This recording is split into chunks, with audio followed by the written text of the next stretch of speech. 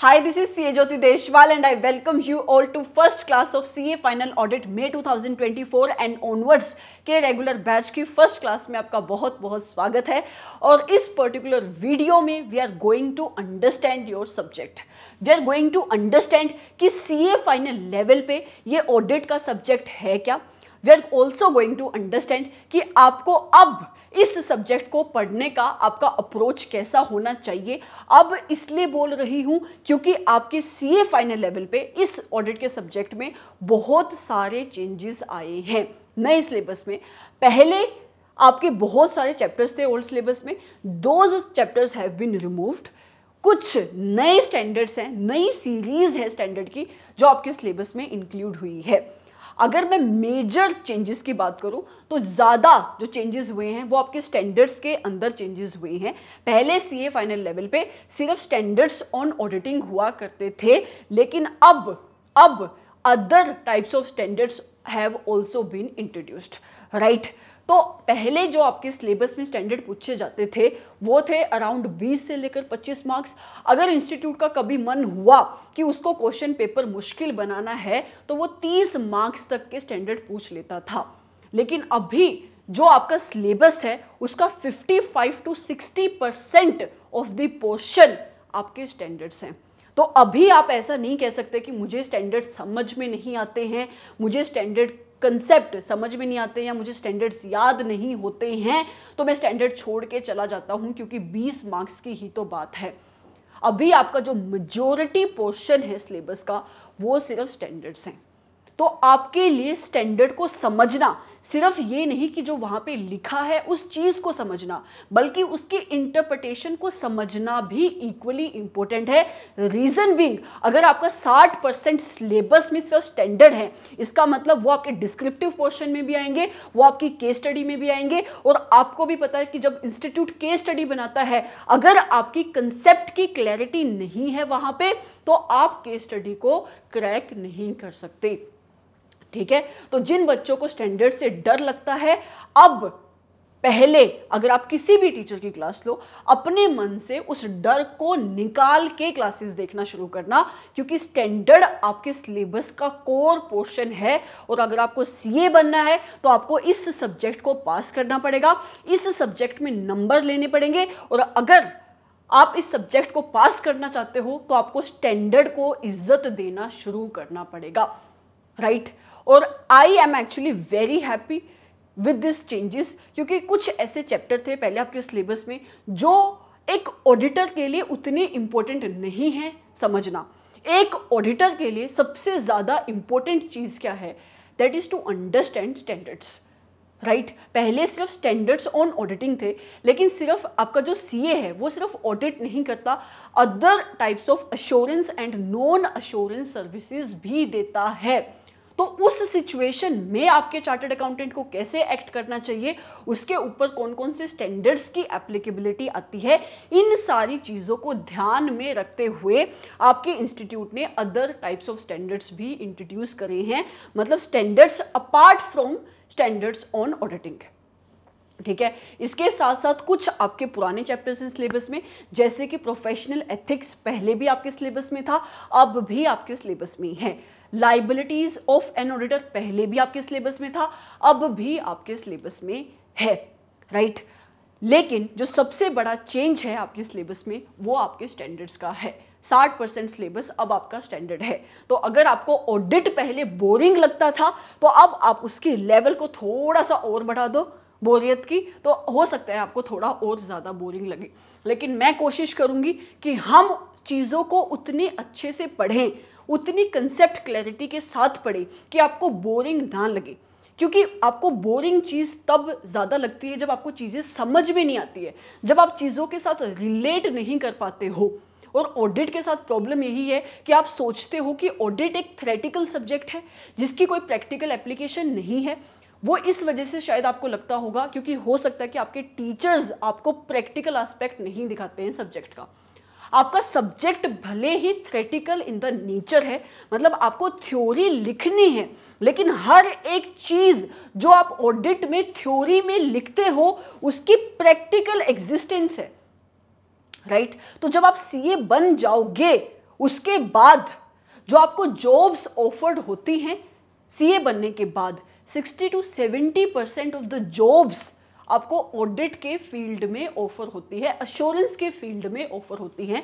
वो statutory audit हो सकती है, वो इंटरनल ऑडिट हो सकती है, वो किसी भी टाइप की ऑडिट या अश्योरेंस सर्विस हो सकती है, राइट। तो ऑडिट को उतनी रिस्पेक्ट देना इज वेरी इंपॉर्टेंट जितनी रिस्पेक्ट ये सब्जेक्ट डिजर्व करता है। Problem with the audit is that we do not give this subject the respect this subject deserves, and this is the reason कि आपके मार्क्स नहीं आते हैं। आप financial reporting, that is your accounting, आप उसको भी बहुत ज़्यादा इंपॉर्टेंस देते हो, टैक्सेशन को आप इंपॉर्टेंस देते हो, आप एसएफएम को भी इंपॉर्टेंस देते हो क्योंकि वो प्रैक्टिकल सब्जेक्ट है, आप लॉ को भी इंपॉर्टेंस देते हो, आपको वो भी समझ में आता है। लेकिन जब बात ऑडिट की आती है तो आप लास्ट बन जाते हो, मतलब आप उसको पढ़ना ही नहीं चाहते, उसको देखना ही नहीं चाहते, उसको समझना ही नहीं चाहते। तो अगर आप किसी चीज़ को समझोगे नहीं, उससे प्यार नहीं करोगे सब्जेक्ट से, तो वो आपको हमेशा मुश्किल ही लगेगा, बोरिंग ही लगेगा, ठीक है। मेरी कोशिश ये होगी इस सब्जेक्ट को लेकर कि मैं जितना हो सके, हम फाइनल के बच्चे हैं, मैं एक्सपेक्ट कर रही हूँ कि आपको ऑडिट की अंडरस्टैंडिंग है। आप इंटर में ऑडिट पढ़ के आए हो, मुझे नहीं पता आपने कहाँ से पढ़ा है, खुद से पढ़ा है, किसी टीचर से पढ़ा है, बट मैं ये एक्सपेक्ट करती हूँ कि आपको पता है कि इस सब्जेक्ट में बात क्या हो रही है, राइट। तो मैं कोशिश करूँगी राइट फ्रॉम द बिगिनिंग मैं टेक्निकल वर्ड्स ही यूज़ करूँ, ठीक है। मेरी जो लैंग्वेज होगी वो ऐसी ही लैंग्वेज हो जैसे आपके मटेरियल की लैंग्वेज है, हिंदी में होगी पर लैंग्वेज वही होगी। मैं आपके दिमाग को वैसे ही नरिश करना चाहती हूँ जैसे आपका सब्जेक्ट है। मैं किसी मोमेंट पे सिर्फ सब्जेक्ट को इजी बनाने के लिए इररिलेवेंट एग्जांपल्स नहीं दूंगी, ओके।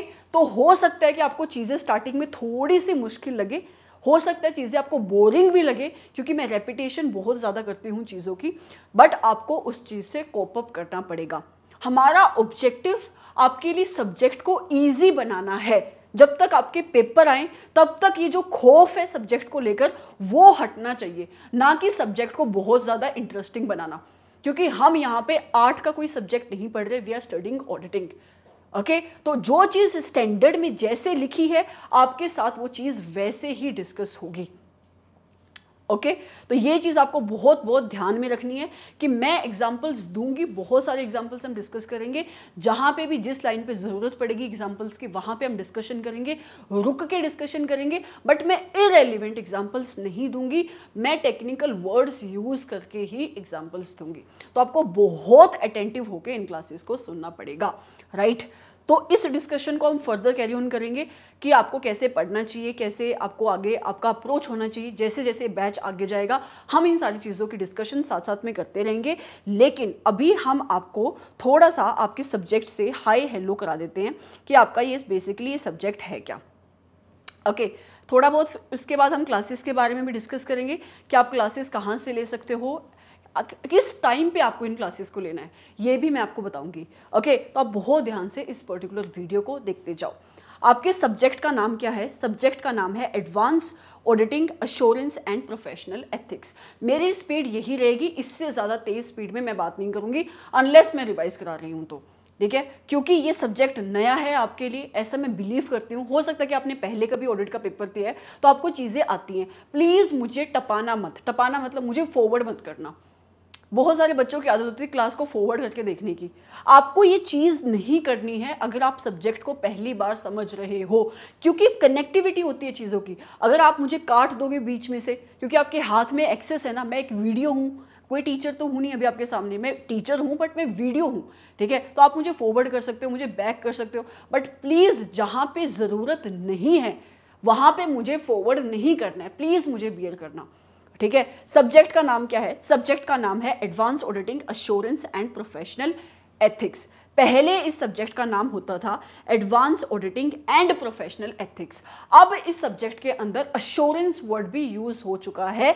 रीजन बीइंग हम सिर्फ ऑडिट की बात नहीं करेंगे अब इस पर्टिकुलर सब्जेक्ट में, हम जो आपकी अदर टाइप की अश्योरेंस सर्विसेज है, जो आपका एक प्रोफेशनल अकाउंटेंट दे सकता है, मतलब जो आप भी दोगे जब आप सीए बन जाओगे, उस टाइप की अश्योरेंस सर्विसेज के ऊपर जो स्टैंडर्ड्स हैं उसकी भी बात हमें इस पर्टिकुलर सब्जेक्ट में करनी है, राइट। उसके बाद पेपर नंबर 3 है आपका, और ये फर्स्ट ग्रुप में आपका आएगा, ये बात आपको भी पता है और हमें भी पता है, राइट। पेपर का नेचर कैसा है, ये आपका थ्योरी का पेपर है, मतलब आपको लिखनी क्या है इस सब्जेक्ट में, थ्योरी लिखनी है। बट अगर आपको उस थ्योरी को अच्छे से लिखना है तो इस सब्जेक्ट की आपके पास प्रैक्टिकल अंडरस्टैंडिंग होना बहुत जरूरी है। आपको सिर्फ कंसेप्ट नहीं समझनी है, सिर्फ कंसेप्ट मतलब जो वहां पे इंग्लिश में लिखा है उसका हिंदी में मतलब नहीं समझना है, सिर्फ उसकी इंटरप्रिटेशन समझनी है, उसकी क्या एप्लीकेशन है, किस कंटेक्स्ट में वहां पे बात हो रही है, आपको वो समझना है। याद आप कर लोगे, याद करने में आपको कोई भी इशू नहीं आएगा, क्योंकि अगर आपको कोई चीज समझ में आ जाती है उस चीज को याद करने में इशू नहीं है। मेरा फोकस आपको याद कराने में नहीं होगा, मैं आपको पहले बता रही हूं। प्लीज, मैं आपको याद नहीं कराऊंगी, मतलब मैं आपको रट्टा नहीं मरवाऊंगी, मैं आपको सिर्फ समझाऊंगी, याद आपको अपने आप हो जाएगा। I can assure you this thing. अगर आपको नहीं पता है तो आप मेरी किसी भी रिवीजन वीडियो को उठा के देख सकते हो, वहां पे तो मैंने फिर भी बहुत सारी चीजें काटी हुई हैं, मतलब वहां पे हमने इतनी डिस्कशन करी ही नहीं है, वो रिवीजन वीडियोज हैं, ठीक है। वहां पे भी मैंने कहीं पे भी कोई निमोनिक नहीं मैं यूज करती हूँ, अनलेस बहुत नेसेसरी है, तो ना मैं कोई चीज का रट्टा मरवाती हूँ, मैं सिर्फ चीजों को इस वे से बोलती हूँ। और मैं, trust me when I am saying this, lecture को रिकॉर्ड करने से पहले मैं खुद से बहुत मेहनत करती हूँ उस लेक्चर के ऊपर, कि चीज़ों को जिस वे से मैं आगे प्रेजेंट करूँ वो चीज़ें आपके लिए समझने के लिए बहुत सुपर इजी होनी चाहिए, ठीक है। तो मैं चीज़ों को ऐसे आपको प्रेजेंट करूँगी कि आपको खुद ही चीज़ें याद हो जाएंगी, मैं याद नहीं कराऊंगी, ठीक है। तो ये आपका प्रैक्टिकल अंडरस्टैंडिंग का सब्जेक्ट है। मूविंग फॉरवर्ड, कितने मार्क्स का क्वेश्चन इस सब्जेक्ट से पूछा जाता है, तो इस सब्जेक्ट से आपसे क्वेश्चन पूछा 100 मार्क्स का आपका पेपर होगा, 70 मार्क्स का डिस्क्रिप्टिव पोर्शन आएगा और 30 मार्क्स के आपके एमसीक्यूज और केस स्टडीज आएंगे। 70 मार्क्स का डिस्क्रिप्टिव, 30 मार्क्स के MCQs and case studies. Now listen to me, ये केस स्टडी में अब आपका 50 से लेकर 60% या 55 to 60%, कभी 65% तक भी एक्सटेंड हो सकता है, अब आपके स्टैंडर्ड से, ठीक है। तो अब आपके लिए इन केस स्टडी को क्रैक करना भी मुश्किल होगा अगर आपने ध्यान से चीजों को नहीं सुना तो, ओके। कितने चैप्टर्स हैं आपके सिलेबस में, टोटल 19 चैप्टर्स हैं। क्या हैं आपके ये चैप्टर्स, तो सुनो, जो आपके मोस्ट ऑफ द चैप्टर्स हैं इस सिलेबस में, those chapters are based on standards. किसके ऊपर बेस्ड है, स्टैंडर्ड्स के ऊपर बेस्ड है। 55 to 60% of your syllabus of audit is your standard, is your standard, is your standard. दोबारा से बोल रही हूं ताकि आपके मन में अगर स्टैंडर्ड्स को लेकर कोई भी खौफ है, कोई डर है, उसको आप इसी मोमेंट पे छोड़ दो, ओके। किस टाइप के स्टैंडर्ड्स हैं, एसक्यूसीज हैं। एसक्यूसी में सिर्फ एक ही एसक्यूसी है, दैट इज एसक्यूसी 1। एसक्यूसीज मतलब स्टैंडर्ड ऑन क्वालिटी कंट्रोल, एक ही स्टैंडर्ड है एसक्यूसी 1। स्टैंडर्ड्स ऑन ऑडिटिंग है, जो आपके पुराने, जो तुम्हारे दोस्त हैं एसएस, जो आपके पास पहले भी थी सिलेबस में, 200 से लेकर 700 की जो सीरीज है, पहले इतने होते थे आपके सिलेबस में, अब 800 की सीरीज भी आपके सिलेबस में है, ओके। उसके साथ साथ आपके SAEs हैं, standards on assurance engagement, right. यहां पे आपके सिलेबस में कौन कौन से SAEs हैं, SAE 3400, SAE 3402 and 3420। Don't worry, पूरा चैप्टर आएगा, जब चैप्टर आएगा आपको ये चीजें भी समझ में आ जाएंगी। इसके अलावा आपके SREs हैं, स्टैंडर्ड्स ऑन रिलेटेड एंगेजमेंट्स। कौन कौन से हैं, SRE 2400, SRE 2410 और उसके साथ साथ SRS है, that is standards on related services. Sorry, standards on SREs मैंने क्या बोला, standards on review engagements. SREs मतलब standards on review engagement and SRS मतलब standards on related services engagement, right. तो यहाँ पे 4400 एंड 4410 आपके सिलेबस में है। तो आपका जो मेजर पोर्शन है सिलेबस का वो क्या है, सिर्फ स्टैंडर्ड्स हैं, SAEs, SREs and SRS। Standards on review engagement, standards on related services, standards on assurance engagements and standards on auditing and standards on quality control. ये स्टैंडर्ड्स आपके सिलेबस में हैं। डोंट वरी, आपके सिलेबस को शुरू करने से पहले मैं आपको यही चीज़ें सिखाऊंगी सबसे पहले। इनफैक्ट आज की क्लास में ही हम डिस्कस करेंगे कि ये हैं क्या अलग अलग टाइप के स्टैंडर्ड्स, ताकि जब हम आपके सिलेबस में जाए आपको पहले से पता हो कि ये स्टैंडर्ड्स हैं क्या। ठीक है, मूविंग फॉरवर्ड, इसके अलावा professional ethics and liabilities of an auditor, ये आपका पुराने सिलेबस में भी था और ये आपका नए सिलेबस में भी है, ये आपका इंटैक्ट है। यहाँ से भी 20 से लेकर 25 नंबर का क्वेश्चन पूछा जाता है। ओके, उसके अलावा due diligence, investigation and forensic accounting, ये भी पुराना ही आपका चैप्टर है। पुराने सिलेबस में भी ये चैप्टर था और आपके नए सिलेबस में भी ये चैप्टर है। इंटरनल ऑडिट पहले भी था, अब भी है। ऑडिट ऑफ पीएसयू पहले भी था, अब भी है। Audit of bank and NBFC, पहले इसके 2 चैप्टर होते थे, अब ये एक ही चैप्टर में 2 यूनिट्स है, तो मतलब ये भी पुराना ही पोर्शन है। ठीक है, इसके अलावा एक चैप्टर आपको देखने को मिलेगा, that is digital audit. Digital audit पुराने सिलेबस में इसका नाम क्या था? Audit in automated environment. अब वो तो है ही है इसके अंदर, इसके साथ साथ बहुत सारी और नई चीजें भी हैं जो आपकी डिजिटल ऑडिट के अंदर ऐड हो चुकी है नए सिलेबस में। ठीक है, डिजिटल ऑडिट के अंदर you will be learning different types of auditing software now. So ये चैप्टर भी एक ऐसा चैप्टर हो सकता है जहां पे आपको थोड़ी सी प्रॉब्लम आ सकती है, थोड़ा सा चैलेंजिंग ये चैप्टर हो सकता है। रीजन बीइंग, जहां पे टेक्नोलॉजी आ जाती है ना ऑडिट के साथ, वहां पे चीजें मुश्किल हो जाती है। ऐसा मुझे ऐसा इसलिए लगता है क्योंकि एक सीए के बच्चे के लिए आईटी थोड़ा सा ट्रिकी पार्ट होता है। तो एक ये चैप्टर है जो आपको बहुत ध्यान से सुनना पड़ेगा। ठीक है, फिर एक आपका नया चैप्टर है आपका सस्टेनेबल डेवलपमेंट का and economic, social and governance assurance करके। तो ये भी आपके सिलेबस में एक छोटा सा नया चैप्टर है। तो ये आपका पूरा का पूरा ऑडिट का सिलेबस है जो आप अपने इस नए सिलेबस में पढ़ने वाले हो। फिर से अगर मैं बोलूँ तो majority of your portion standards है, उसके बाद एक professional ethics, liabilities of an auditor और कुछ पुराने चैप्टर, और ये 2 चैप्टर यहाँ पे आपके नहीं हैं। ये आपका पूरा का पूरा सिलेबस है। ठीक है, मूविंग फॉरवर्ड, मैं आपसे क्या एक्सपेक्ट करूंगी जब आप इन क्लासेस को देख रहे हो? मैं बहुत आराम से बोल रही हूं ताकि आप ध्यान से सुनो। अगर आपको इस पर्टिकुलर बैच को समझना है तो आपको ये अंडरस्टैंडिंग होनी भी बहुत ज़रूरी है कि आप पढ़ने क्या वाले हो क्लासेस में। ठीक है, सब्जेक्ट को शुरू कराना मुश्किल नहीं है। सब्जेक्ट को तो मैं शुरू करा दूँ, आपको सिर्फ 19 चैप्टर कवर करने हैं, तो 19 चैप्टर कवर कराना कोई बहुत बड़ी बात नहीं है। कवर कराना एक चीज़ होती है और अच्छे से उस चीज़ को कवर कराना दूसरी चीज़ होती है। तो हमारा ऑब्जेक्टिव सेकंड पे होगा कि हम अच्छे से चीज़ों को समझें। ठीक है, तो मैं आपसे एक्सपेक्ट करती हूँ रेगुलर बैच में तो एटलीस्ट कि आप पेशेंस बना के रखो। अगर आपको ऐसा लगता है कि आप उन बच्चों में से नहीं हो कि यार मेरे अंदर पेशेंस नहीं है, तो please do not go for the regular batch, wait for the fast track batch. Right, although आपके पास अभी टाइम है, आपको अपना सब्जेक्ट समझना चाहिए। मैंने आपको बिगिनिंग में ही बोला कि ऑडिट बहुत ज़्यादा रिस्पेक्ट डिजर्व करता है। जब आप सीए बनोगे ना, trust me on this when I am saying this, when you will become a chartered accountant and when you will put yourself out there in the industry and when you will go out and start looking for the jobs, 60 to 70% of the jobs that are going to get on your way are going to be from auditing.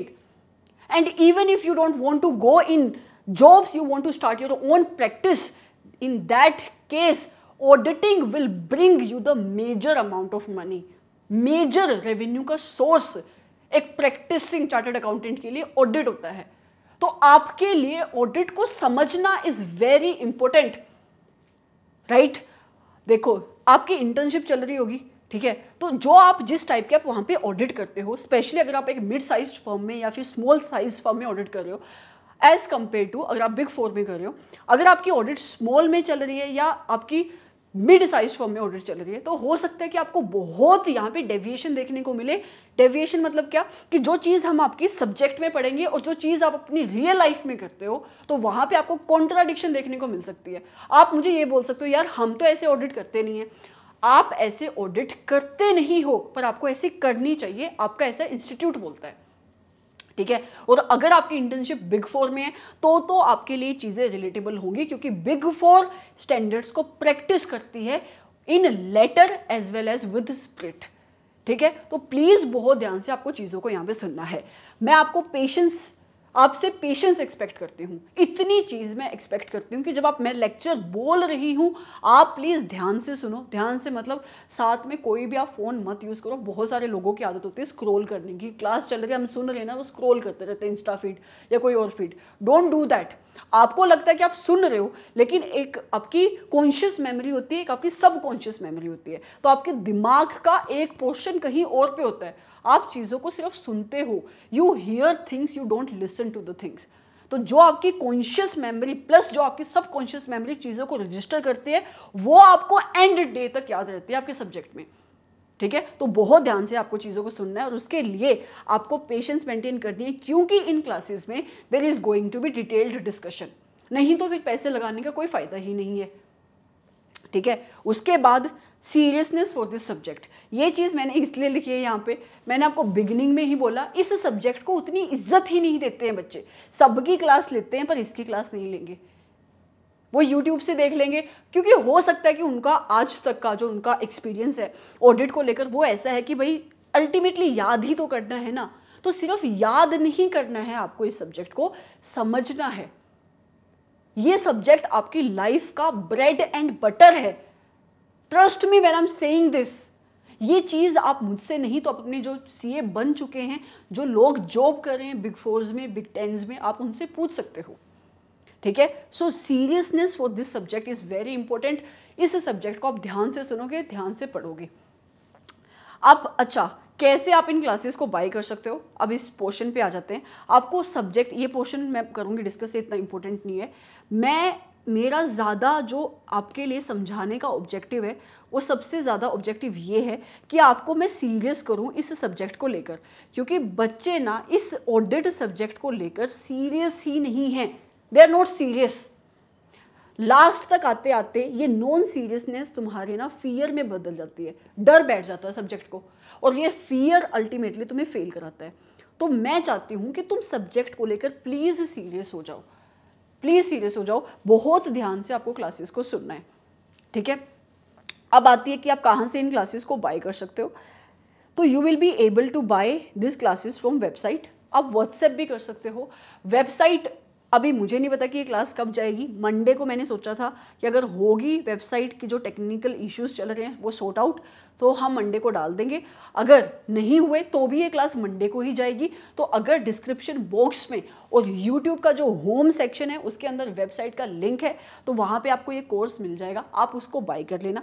Bye करने से पहले I would request you कि आप demo lectures देखो। मतलब ये lecture आप इसको डेमो लेक्चर नहीं कह सकते, ये आपका सिर्फ सब्जेक्ट से हाय हेलो का लेक्चर है। इसके बाद हम चैप्टर नंबर 1 शुरू करेंगे। उस चैप्टर को भी हम क्यों शुरू करेंगे आज की क्लास में ही डिस्कस करेंगे।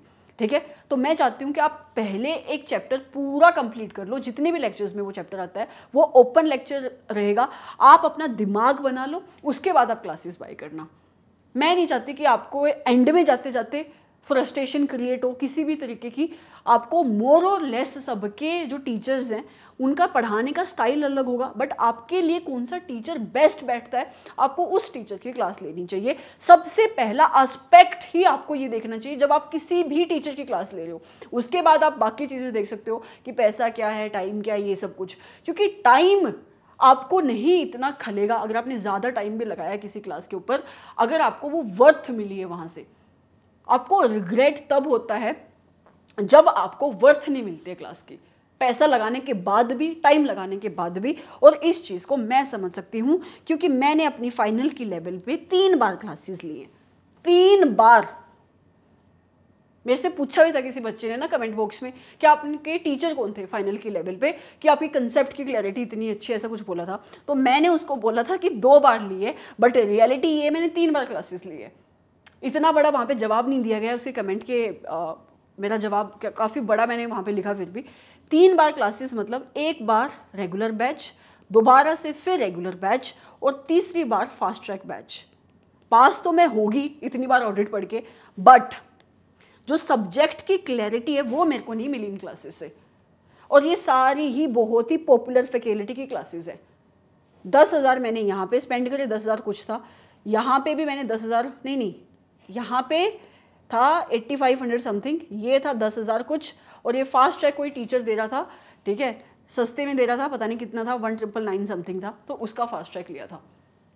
समझ में किसी का नहीं आया ढंग से, ठीक है, याद हो गया इतनी बार देखने से बस। तो ये जो कंसेप्ट की क्लैरिटी मेरे को मिली वो मैंने जब आपके जो इंस्टीट्यूट है उसकी वेबिनार्स होती हैं एसेज पे, उसकी सेमिनार्स होती हैं स्टैंडर्ड्स पे, ठीक है, यहाँ पे भी होती है हमारे चंडीगढ़ में, और वैसे भी ऑनलाइन भी होती है, तो वहाँ से ये अंडरस्टैंडिंग डेवलप हुई है, किसी फैकल्टी ने नहीं करवाई। तो मेरा ऑब्जेक्टिव ये है कि आप ऐसे जाके ना बोलो किसी को भी कि यार मैंने क्लासेस ली और पैसे खराब हो गए मेरे, ठीक है। 8500 ये कोई वेस्ट, मैं नाम नहीं बता सकती टीचर्स का क्योंकि वो अभी भी पढ़ा रहे हैं, तो it will be very unfair to them and very unethical for me, ठीक है। तो ये वेस्ट के कोई टीचर थे, ये तो बहुत ही पॉपुलर टीचर हैं, और ये उस टाइम पे ही वो स्टार्टिंग अप, अभी भी ये तो इस्टेब्लिश्ड हो चुके हैं अभी। So this is how it was and I wasted my money. Okay, तो ये चीज़ आपके साथ ना हो, इस वजह से आपको क्या इंश्योर करना है कि आप प्लीज़ डेमो देख लेना। अगर आपको रिवीजन क्लासेस अच्छी भी लग रही हैं तो भी आप डेमो देख लेना, उसके बाद आप वेट करना। डेमो देखने के बाद जिस दिन अगर आपको लगता है कि यार डेमो से मेरे को सेटिस्फेक्शन आ रही, चीज़ें सही जा रही हैं, आपको समझ में आएगा, इस चीज़ की तो मैं श्योरिटी देती हूँ। बट फिर भी मैं मेरी सेटिस्फेक्शन के लिए मैं बोल रही हूँ कि एक लेक्चर चैप्टर नंबर 1 तक आप डेमो देख लेना, उसके बाद आप क्लासेस को बाय करना, ठीक है। उसके साथ साथ आप वेबसाइट से क्लासेस बाय कर पाओगे। अगर वेबसाइट का लिंक नहीं है, अगर नहीं डला होगा जब आपने क्लासेस बाय करने का सोचा है, ये आपको डिस्क्रिप्शन बॉक्स में भी अपडेट हो जाएगा। अगर जिस दिन ये क्लास आ रही है उस दिन नहीं है तो बाद में हो जाएगा। जो यूट्यूब का होम सेक्शन है वहाँ पे भी वेबसाइट का लिंक मिल जाएगा, डिस्क्रिप्शन में मिल जाएगा, आप वहाँ से क्लासेस बाय कर सकते हो। नहीं तो आप डिस्क्रिप्शन बॉक्स में व्हाट्सएप नंबर है, वहाँ पर आप व्हाट्सएप करोगे, वहाँ से भी आप क्लासेस बाय कर सकते हो। आपको ये क्लासेस जी ड्राइव की फॉर्म में मिलेंगी, इनक्रिप्टेड क्लासेस होंगी। आपको एक सॉफ्टवेयर दिया जाएगा जिसका नाम है कंटेंट ब्राउजर, ठीक है। तो आप इनको लैपटॉप पे प्ले कर पाओगे, उसके साथ साथ आपका अगर एंड्रॉयड फ़ोन है तो एंड्रॉयड, या फिर आपका कोई अगर आईफोन है तो आप iOS पे भी इसको प्ले कर पाओगे, ठीक है। 2 जगह पे you will be able to play this classes simultaneously, लेकिन आपको एक जगह से लॉग आउट करना पड़ेगा, ठीक है। तो आपकी मर्जी है, ज़रूरी नहीं कि आपके पास विंडो ही होनी चाहिए, आप फ़ोन पे भी क्लासेस देख सकते हो। फिर भी अगर आपके पास लैपटॉप है तो मैं एडवाइस करूँगी कि आप लैपटॉप पे ही क्लासेस देखो, क्योंकि फ़ोन पे और भी चीज़ें आती रहती है ना साथ साथ में। फिर कोर्स की वैलिडिटी मैंने 6 महीने नहीं रखी है, 1 साल रखी है। रीज़न बीइंग, मैं भी जानती हूँ, आप भी जानते हो, चीज़ें थिंग्स कैन गो साउथ, ठीक है। तो हमने सेफ वहाँ पे बैंडविड्थ दी है 1 साल की, और 1 साल पे मोस्टली टीचर 6 महीने की देते हैं। लेटर ऑन अगर वो 1 साल की देते हैं तो उनकी कोर्स की जो फीस है वो बढ़ जाती है, बट यहाँ पे सेम ही फीस है, 1 साल की आपको वैलिडिटी मिलेगी। एंड आप इसको बाद में भी एक्सटेंड करा सकते हो, अगर आपको फ्यूचर में एक्सटेंड कराना है 1 साल के बाद, तो वहाँ पे आपको बहुत ही नॉमिनल सी फ़ी देनी पड़ेगी, वो भी आपकी सॉफ्टवेयर की फ़ी होती है, ठीक है। एंड आपको ये क्लासेस आप इनको एक्सटेंड भी करा सकते हो, मतलब इन्हीं क्लासेस की वैलिडिटी बढ़ जाएगी। नंबर ऑफ़ व्यूज़ 2 टाइम्स लिखा है मैंने यहाँ पे, लेकिन अभी मैं काट के इसको 1.5 टाइम्स कर रही हूँ। इसका रीज़न है कि अगर मैंने क्लासेस 2 टाइम्स दे दी ना तो इसको 2 बच्चे देखेंगे, मुझे भी पता है, ठीक है, क्योंकि हमने भी क्लासेस ली है ना, तो आपको 1.5 टाइम्स ही व्यू मिलेंगे। और एक और रीज़न है, थोड़ा सा आप सीरियस होकर भी क्लासेस देखते हो, आप बीच बीच में छोड़ते नहीं हो चीज़ों को। 1.5 टाइम्स का मतलब क्या है कि जितने नंबर ऑफ आवर्स की वो क्लास होगी इनटू 1.5 आप उसको करोगे, आपको उतने घंटे मिलेंगे क्लासेस को देखने के, ठीक है। एंड एक बहुत इंपॉर्टेंट बात, जब भी हम अपना लेक्चर नंबर 1 शुरू करेंगे, ये तो आपका लेक्चर नंबर 0 है, ठीक है। तो जब भी हम लेक्चर नंबर 1 शुरू करेंगे, आपको सबसे पहले इंटर के जो मैंने डेमो लेक्चर्स डाले हैं वहाँ पे मैंने ऑडिट की फाउंडेशन कराई है। सबसे पहले 5 लेक्चर्स में मैंने क्या करवाई है, ऑडिट की फाउंडेशन कराई है। ऑब्वियसली उनको नहीं पता अभी ऑडिट क्या है, तो वहाँ पे उनके लिए डिस्कशन बहुत ज़्यादा है। लेकिन अगर आप बहुत अच्छे से सब्जेक्ट को समझना चाहते हो तो आप भी उन 4-5 लेक्चर्स, 5 एमओ लेक्चर्स, प्लीज़ आप उनको देख लेना। अगर नहीं देखना चाहते हो, आपको लगता है कि यार नहीं मेरे को आती है, तो एटलीस्ट लेक्चर नंबर 4 एंड 5 तो देख ही लेना। मैं लेक्चर नंबर 4 एंड 5 पे इसलिए इतना ध्यान दे रही हूँ क्योंकि लेक्चर नंबर 4 जो है ना, उसके अंदर एंड 5 2 चीज़ें हमने कवर करी हैं। एक तो ऑडिट की ग्लोसरी, हो सकता है कि लेक्चर नंबर 3 से ही शुरू हुई हो, या आपकी ऑडिट की ग्लोसरी। ये ऑडिट की ग्लोसरी है क्या, जितनी भी आपके ऑडिट के मोस्ट यूज्ड वर्ड्स हैं, कीवर्ड्स, जो बार बार इस सब्जेक्ट में आएंगे, जैसे कि फाइनेंशियल रिपोर्टिंग फ्रेमवर्क हो गया, सैम्पलिंग हो गया, ओपिनियन हो गया, ठीक है, असर्शन होगी, ये सारी चीज़ें वहाँ पे हमने इन डेप्थ में इनको डिस्कस किया है कि इनका मतलब क्या है। ऐसा नहीं है कि जब भी आपके सब्जेक्ट में दोबारा से आएंगे तो हम इनको डिस्कस नहीं करेंगे, ऑब्वियसली हम डिस्कस करेंगे, लेकिन आपके सब्जेक्ट में जब ये आएंगे ना तो इनका कंटेक्स्ट बदल चुका होगा, इनका रूप बदल चुका होगा, क्योंकि कंसेप्ट में ये आपके जेनरिक वर्ड हैं, ये आपके जेनरिक वर्ड हैं, उन फाउंडेशन क्लासेस के अंदर इनका जनरल मतलब डिस्कस है, लेकिन जब ये आपके कंसेप्ट के अंदर आएंगे तो इनका रूप बदल चुका होगा। हमारा जब हम कंसेप्ट को पढ़ेंगे, आपके चैप्टर्स को पढ़ेंगे, हमारा फोकस आपको कंसेप्ट समझाने का होगा, ना कि इन वर्ड्स के ऊपर टाइम लगाने का। मैंने उन फाउंडेशन क्लासेस में 20-20, 10-10, 15-15 मिनट एक पर्टिकुलर वर्ड के ऊपर लगाई है समझाने को, तो आपको ये तो देखना ही देखना है। आपको आता है तो भी देखना है, नहीं आता है तो भी देखना है, पर देखना जरूर है, ठीक है। ये चीज आपको यहां पे ध्यान रखनी है कि जब आप लेक्चर नंबर 1 देखो, ये आपका लेक्चर नंबर 0 है, डेमो लेक्चर नंबर 0। जब आप 1 देखना शुरू करोगे तो आप पहले इसको देखकर ही शुरू करोगे, राइट। तो ये आपको प्लीज प्लीज देखना है। इसके साथ वहां पे एक ऑडिट का फ्लो है। ऑडिट का फ्लो मतलब थोड़ा सा मैं ब्रीफ ओवरव्यू यहां पे भी दे दूंगी अपने सिलेबस को शुरू करने से पहले, कि आपका ऑडिटर जब ऑडिट करता है तो उसको कौन कौन से स्टेप्स वहाँ पे इन्वॉल्व होते हैं, तो आपको वो भी देखना है, क्योंकि आपको बाद में जाके समझ में आएगा कि वो ऑडिट का फ्लो बार बार आपके वहाँ पे कंसेप्ट्स में यूज होता है, ओके। उसके साथ साथ when you can expect to finish your syllabus with this regular batch, then I would say कि 50 to 60 क्लासेस होने वाली हैं। सिलेबस एक तो एनीवेज बहुत बड़ा है ऑडिट का, दूसरा मैं रेपिटेशन कराऊंगी रेगुलर क्लासेस में ताकि आपको चीज़ें याद हो जाएं, तीसरा आपके सिलेबस में चेंजेस हुए हैं, आपको कुछ स्टैंडर्ड्स जो मैंने आपको अभी इंट्रोड्यूस कराए, एसएईज, एसआरईज, एसआरएस, ये स्टैंडर्ड आपको पहले नहीं आते हैं, तो इनके ऊपर आपका भी टाइम ज़्यादा लगेगा, क्योंकि मुझे वहाँ पे आपकी बेसिक से अंडरस्टैंडिंग डेवलप करानी पड़ेगी। तो 50 से लेकर 60 क्लासेज आप एक्सपेक्ट कर सकते हो, अराउंड 160 घंटे, which will go up to around में कह सकती हूँ 2 महीने, तो मतलब by the end of December and by the mid of Jan आपको ये बैच खत्म हो जाएगा। एक और बात, ये रेगुलर बैच है, मतलब मैं रिकॉर्डिंग कर रही हूँ तब आपको ये बैच मिल रहा है, ये आपको फ्रेश क्लासेस हैं, just like your live classes, तो आपको सारी क्लासेस एट अ टाइम नहीं मिलेंगी, आपको जैसे जैसे क्लास आपकी बनती रहेगी आपको जी ड्राइव पे मिलती रहेगी, हर रोज आपको नई क्लास मिलेगी, इसकी गारंटी मैं देती हूँ, ओके। हर रोज आपको नई क्लास मिलेगी। और एक और चीज, एक क्लास से ज्यादा, भले ही मैंने वहां पर 2 क्लास डाली, एक्स्ट्रा 3 डाली, 4 डाली, चाहे मैं पूरा बैच भी डाल दूं, आपको एक ही क्लास देखनी है। प्लीज, ये फाइनल लेवल वाले बच्चों को इसलिए बोल रही हूँ क्योंकि उनको बड़ी जल्दी रहती है हर एक चीज को एक्सपीडिशियस वे से करने की। आपको एक टाइम पे एक ही क्लास देखनी, क्योंकि आपका दिमाग इतना ही सुन सकता है, 3 घंटे ही आपको पढ़ाई करनी, 2.5 से लेकर 3 घंटे की टोटल क्लास होगी, बीच में आप अपनी मर्जी का ब्रेक ले सकते हो, लेकिन क्लास आपको एक ही देखनी है। और आपको पूरा बैच, सारी क्लासेस एक साथ नहीं मिलेंगी, आपको एक एक करके क्लासेस मिलेगी, एक से ज्यादा आपको हमें बफर मिलेगा अनडाउटली, बट आपको एक क्लास एक दिन पे देखनी है। जैसे जैसे बैच रिकॉर्ड होता रहेगा आपको क्लासेस वहाँ पे मिलती रहेंगी।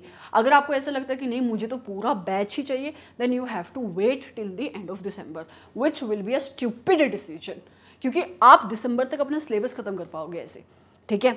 उसके साथ साथ फास्ट ट्रैक बैच, बहुत सारे फाइनल के बच्चे रेगुलर बैच नहीं लेना चाहते, फास्ट ट्रैक बैच लेना चाहते हैं, ऑल्दो ये नहीं प्रेफर करना चाहिए आपको, स्पेशली जब आपके सिलेबस में चेंजेस हुए हैं और आपने चीज़ों को पहले नहीं पढ़ा है तो। लेकिन अगर आपको फिर भी फास्ट ट्रैक बैच चाहिए तो वो जैन में अवेलेबल होगा और कंप्लीट बैच अवेलेबल होगा, ठीक है। ये सारी चीज़ें आपको वेबसाइट पे मिल जाएंगी।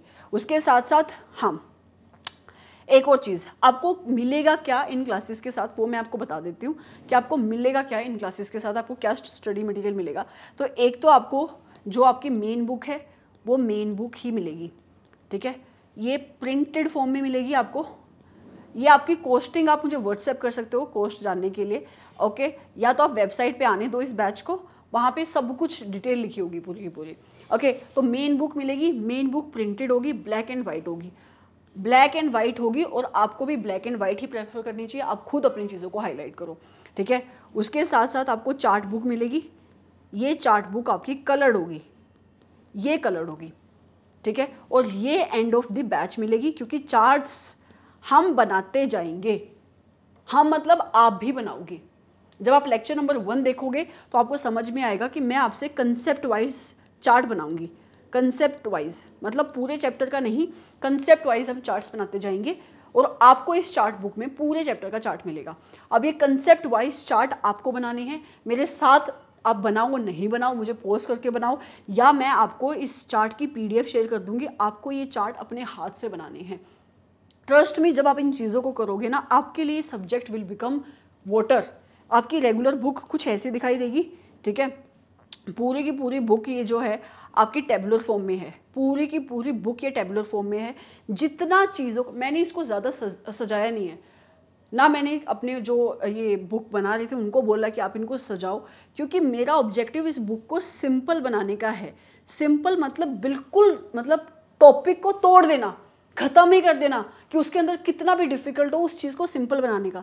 तो पूरी की पूरी बुक को इन हेडिंग्स, और अगर किसी टॉपिक की कोई सब हेडिंग है, फॉर एग्जांपल ये क्वेश्चन है एक, ठीक है, उसके बहुत सारे पॉइंट्स हैं, तो उन पॉइंट्स के आगे सब हेडिंग्स, ताकि आपको लास्ट डे पे ये सिर्फ सब हेडिंग देखकर ही पूरा टॉपिक याद आ जाए। तो इस बुक को ऐसे बनाया गया है। तो आपको एक ये रेगुलर बुक मिलेगी, उसके अलावा you will get the chart book at the end of your batch, ठीक है। ऑल्दो आप खुद ही अपने कंसेप्ट वाइज अपने चार्ट्स बनाते रहोगे साथ साथ में, राइट। उसके अलावा आपको क्वेश्चनेयर मिलेगा। ये क्वेश्चनेयर आपको PDF में मिलेगा, प्रिंट नहीं मिलेगा, क्योंकि बैच की कॉस्ट ही कम है। अगर आपको प्रिंट चाहिए हम प्रिंट दे देंगे, बट एनीवेज वो बहुत महंगा पड़ेगा आपके लिए, ठीक है। आप इसको 0.25 तो नहीं होता, 0.90 होता है हमारे यहाँ पे पर पेज का प्रिंट, तो आप इसका प्रिंट ले सकते हो। ये अलग से सेल पे होगा अगर आपको इसका प्रिंट चाहिए तो, मतलब अगर आपको इसकी हार्ड कॉपी चाहिए तो, बट उसकी कोई सेंस नहीं बनती है, ठीक है। आपको मैंने क्या किया है अपनी क्लासेस के साथ, कि अपनी कॉस्ट को मैंने कम रखा है, इसलिए नहीं क्योंकि क्लासेस की क्वालिटी कम है, इसलिए जो ये एक्स्ट्रा कॉस्ट है ना फालतू की चीज़ें देने की, कि ये वाली चार्ट बुक भी और ये वाली कंसेप्ट बुक भी, उनको मैंने ख़त्म ही कर दिया है। आपके लिए जितनी चीज़ें कम होंगी उतना आपके लिए बेनिफिट है। जो चीज़ रेलिवेंट है वो चीज़ आपको यहाँ पे कवर करनी है, ठीक है। तो क्वेश्चन आपको PDF फॉर्मेट में मिलेगा। अब सुनते जाना। और मेरा एक ऑब्जेक्टिव ये है कि ये क्वेश्चनेयर बना कैसे है ये मैं आपको बाद में बताऊंगी, लेकिन मैं एक क्वेश्चनेयर बैच भी बाद में लॉन्च करूंगी। क्वेश्चनेयर बैच मतलब जिसके अंदर चैप्टर वाइज पूरे के पूरे सिलेबस के क्वेश्चन, बैंक के क्वेश्चन डिस्कस करने हैं। ओके, आपने अगर रेगुलर क्लास ली तो ये बैच आपको फ्री ऑफ कॉस्ट मिलेगा, अदरवाइज ये बैच भी पेड बैच है। अगर आपने मेरे रिवीजन क्लासेस देखी होंगी, और ये आइडिया मुझे उन्हीं से आया है, बच्चों से ही आया है, क्योंकि बच्चे एट द एंड जाके क्या बोलते हैं, प्लीज़ इस चैप्टर के क्वेश्चन करा दो, हमें स्टैंडर्ड समझ में नहीं आ रहे, स्टैंडर्ड आता है पर क्वेश्चन करने नहीं आ रहे। तो एक एक लाइन को इस क्वेश्चन, ये जो आपका क्वेश्चनेयर बैच है इसके अंदर हम हर एक क्वेश्चन को डिस्कस करेंगे। हर एक क्वेश्चन जो आपके क्वेश्चन बैंक में क्वेश्चन होगा, क्वेश्चन बैंक में क्या क्या चीज़ें कैसे कैसे बना है वो क्वेश्चन बैंक, वो क्वेश्चन बैंक बन रहा है अभी, ठीक है। और वो क्वेश्चन बैंक आपके चैप्टर वाइज है, चैप्टर वाइज ना कि ऐसे वाइज। मतलब आपके चैप्टर में अब ऐसा नहीं है कि पहले 200 की सीरीज़ है, फिर 300 की सीरीज़ है, 400 की सीरीज़ है। अब ऐसी चीज़ नहीं है आपके सिलेबस में। अब आपका कोई स्टैंडर्ड कहीं पे है, कोई स्टैंडर्ड कहीं पे है। अब आपका जो पहले प्रोनाउंसमेंट की बुक आती थी वो बुक ही नहीं है, अब आपके सारे स्टैंडर्ड एक ही बुक के अंदर हैं, और वो लॉजिकल भी है। जब आप अपनी बुक से पढ़ना शुरू करोगे ना, आपको रेलिवेंस समझ में आएगी कि फॉर एग्जांपल पहले चैप्टर का नाम क्या है, ऑडिट क्वालिटी, राइट। तो उस क्वालिटी से 2 स्टैंडर्ड डील करते हैं, दैट इज SQC 1 और आपके एसए नंबर 220। तो ये चीज़ें आपको चैप्टर नंबर 1 में पढ़नी है। तो ये क्वेश्चनेयर भी ऐसे ही बनाया है, मैंने क्वेश्चनेयर ऐसे नहीं बनाया कि ऐसे नंबर 200 के क्या क्वेश्चन, 210 के क्या क्वेश्चन। मैंने उसको चैप्टर नंबर 1 ही बनाया है कि चैप्टर नंबर 1 में अगर 2 स्टैंडर्ड हैं तो पहले SQC 1 का क्या क्वेश्चन, मतलब इसके MTP के क्वेश्चन, इसके RTP के क्वेश्चन और इसके पास्ट ईयर के क्वेश्चन। फिर दूसरा टॉपिक क्या है, एसए नंबर 220, इसके MTP के क्वेश्चन, इसके RTP के क्वेश्चन और इसके MTP के क्वेश्चन। इसके साथ साथ आपके इंस्टीट्यूट ने अपनी खुद की स्टडी मटेरियल के अंदर बहुत सारे अच्छे क्वेश्चन ऐड करे हैं, जिनका नाम क्या है, 3 नाम है। एक टेस्ट योर अंडरस्टैंडिंग, वो क्वेश्चन भी यहीं पे होंगे इसी चैप्टर के अंदर। टेस्ट योर नॉलेज, जो आपकी बैक एक्सरसाइज के क्वेश्चन है वो भी यहीं पे होंगे। और हर एक चैप्टर के अंदर इंस्टीट्यूट ने केस स्टडी दी है, वो भी आपको यहीं पे मिलेगी।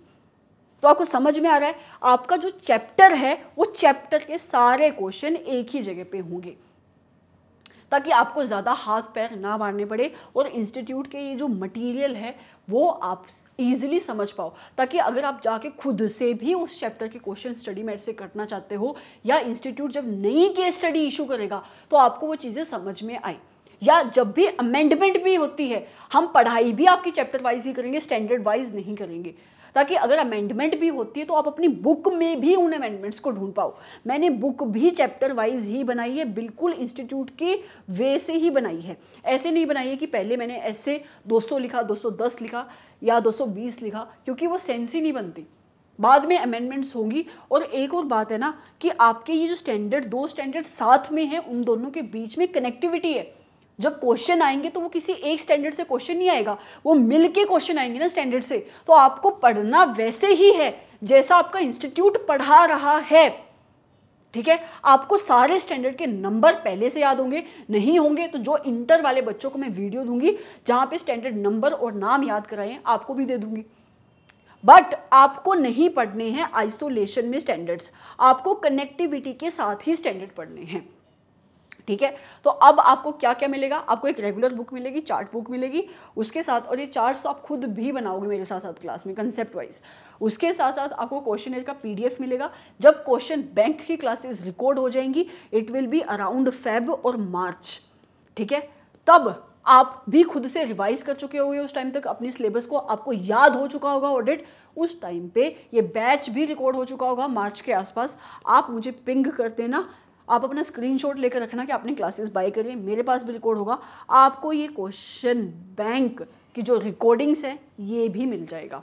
ये उन बच्चों को मिलेगा फ्री में जिसने रेगुलर बैच बाय किया है, वरना ये अलग से अवेलेबल होगा, पेड होगा ये बैच।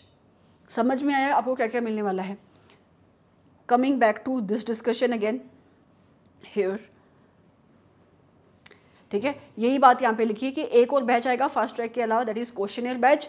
ये आपको मार्च तक अवेलेबल होगा, इसलिए क्योंकि आपको क्वेश्चन करने हैं ना वहाँ पे, आपको चीज़ों को आप समझ चुके हो, आप याद कर चुके हो। अब आपको क्वेश्चन जो होंगे ना वो आपको इंटरप्रिटेशन सिखाएंगे कि आपको लिखना कैसे है, आपको क्वेश्चन कैसे क्रैक करना है स्टैंडर्ड का, ठीक है। ये इसलिए इंट्रोड्यूस किया गया है कंसीडरिंग क्योंकि अब आपके सिलेबस में ना स्टैंडर्ड की इंपॉर्टेंस बहुत हो गई है, और स्टैंडर्ड का क्वेश्चन ना एक्चुअली समझ में ही नहीं आता है कि बोल क्या रहा है, बच्चों को नहीं आता क्रैक करना, और खुद से पढ़ने में तुम्हें दिक्कत आती है क्योंकि एक तो इतने बड़े बड़े क्वेश्चंस हैं, आपको टाइम ही नहीं मिलता। तो इस वजह से ये पूरी की पूरी रिकॉर्डिंग मैं करूँगी मार्च तक। आपने रेगुलर बैच बाय किया तो आपको ये क्वेश्चनर बैच मिल जाएगा, पर पीडीएफ मिलेगी आपको क्वेश्चन बैंक की, ठीक है। उसके बाद हाँ, ये बैच सेपरेटली भी अवेलेबल होगा सेल के लिए, तो अगर आप बाई चांस नहीं बाय कर रहे हो या फास्ट ट्रैक बाय कर रहे हो तो you can by this batch. ये फ्री होगा रेगुलर बैच के बच्चों के लिए। तो इतनी डिस्कशन आई थिंक काफ़ी है, बहुत ज़्यादा मैंने बोल लिया है कि आपको क्या मिलना है क्या नहीं मिलना है।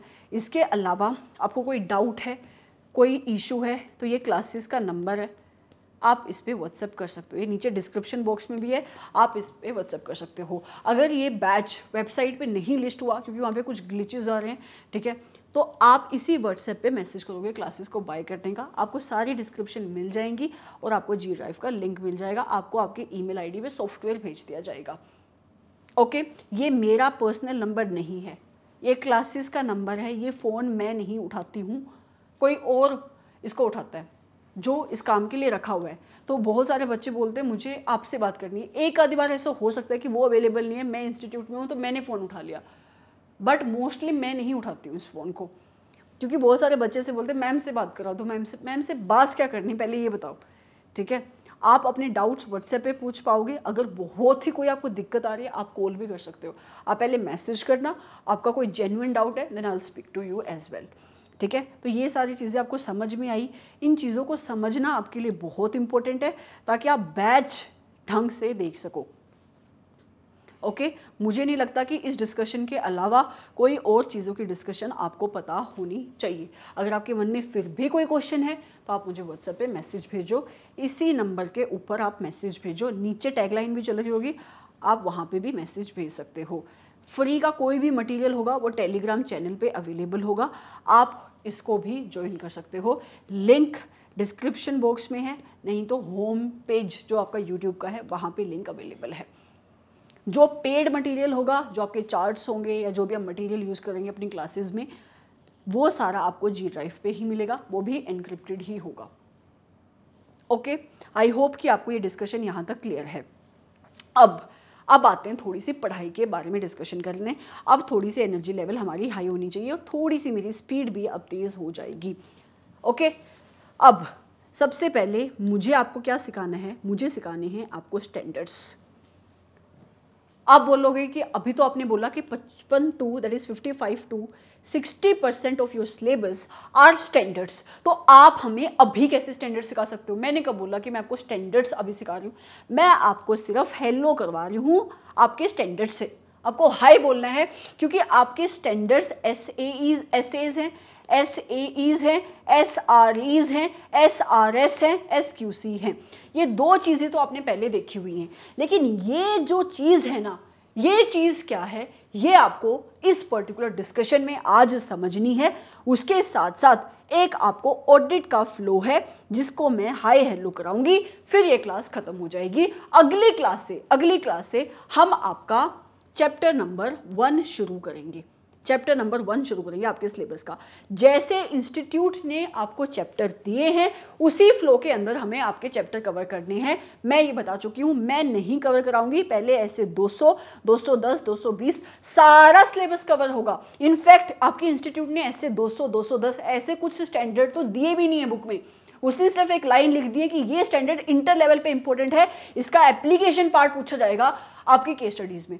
तो लेकिन बीइंग अ टीचर मेरी रिस्पॉन्सिबिलिटी है कि मैं वो भी कराऊंगी।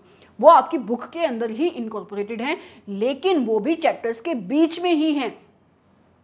ठीक है, तो आपको चैप्टर को समझना है, पहले उस चैप्टर की रेलिवेंस को समझना है, उसके नाम को समझना है, उसके अंदर वो चैप्टर क्यों है, वो कंसेप्ट क्यों है, उसको समझना है। समझ में आया आपको?